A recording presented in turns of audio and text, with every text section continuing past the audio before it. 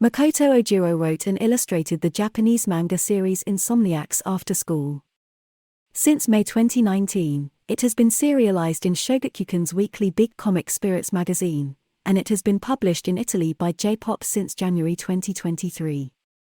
An anime adaptation, as well as a live-action feature adaptation, are both planned for April 2023. Nakami is a conscientious and studious high school student, but he suffers from insomnia and his constant worry, making him unpopular at school. He is frantically looking for a spot to isolate himself and catch a few hours of sleep as a result of this. One day, he finds himself in the school's old astronomy club, an abandoned and allegedly possessed classroom full of piled-up desks, chairs, and lockers. In the middle of the chaos, he discovers a former classmate, Magari Isaki. Isaki, like Nakami, is very popular and well-liked by her peers, but, like him, she suffers from sleeplessness and can only sleep quietly in the defunct club's classroom.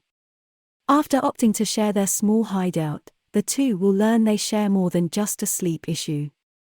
Ojiro has created a fascinating atmosphere in Insomniacs After School by using tables with no language but where the drawings and nonverbal communication between the characters are the masters.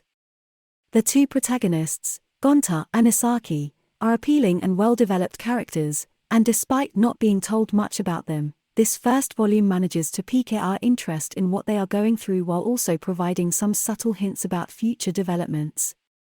Their daily activities also raise questions regarding the causes of their condition at times. The series makes you question if their sleepless nights are hiding a dramatic future component.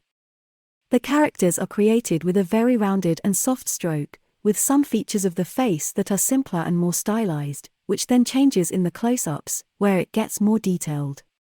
There isn't much to say about the secondary characters because they appear far too infrequently and aren't developed as thoroughly.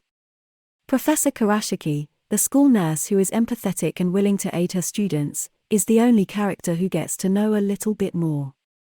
An intriguing element is that each chapter has the name of a constellation, but not the names we are familiar with, which serve as a subtitle, but those known in Japan. To summarize, the first volume of Insomniacs After School is a very pleasant and soothing book that knows how to keep the reader engaged in the story of the two characters even though we still don't know where this is really headed.